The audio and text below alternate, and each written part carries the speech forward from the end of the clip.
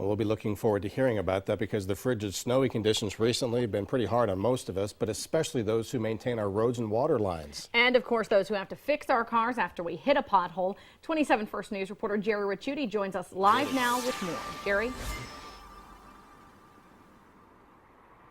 Erica and Dave, I'm standing along South Avenue in the city of Youngstown, where the area between, say, Indianola behind me and 680 in front of me here, it just seems the potholes are getting worse and worse every day.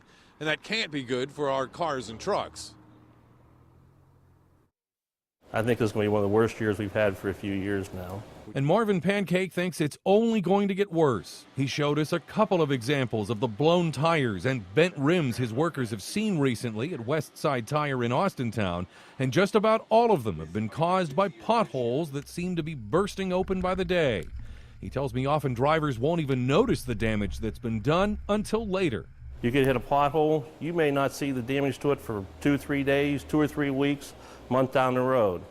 You're driving along, next thing you know, you see a bubble on the sidewall of your tire. He says damage could cost anywhere from under $100 for a new tire or an alignment, up to $1,000 if you're replacing a higher-end aluminum rim that's been cracked.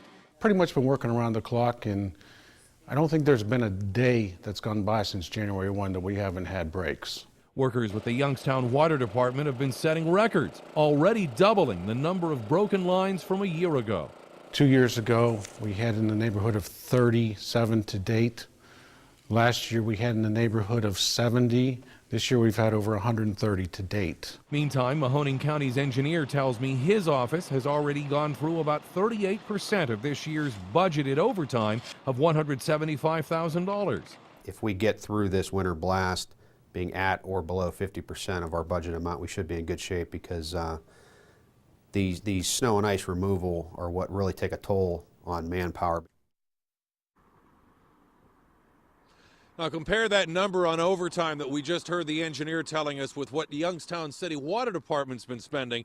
This afternoon, the water commissioner told me his office has already spent $112,000 in overtime since the first of the year, easily more than the department's ever had to spend on OT before. And with the brief warm-up that we're hearing is predicted for early next week, followed by even more cold temperatures, roads like this are only going to get worse. Reporting along South Avenue, I'm Gerry Ricciutti. Erica and Dave, back to you. All right, Jerry, thanks. We'll keep our eyes on the road, that's for sure.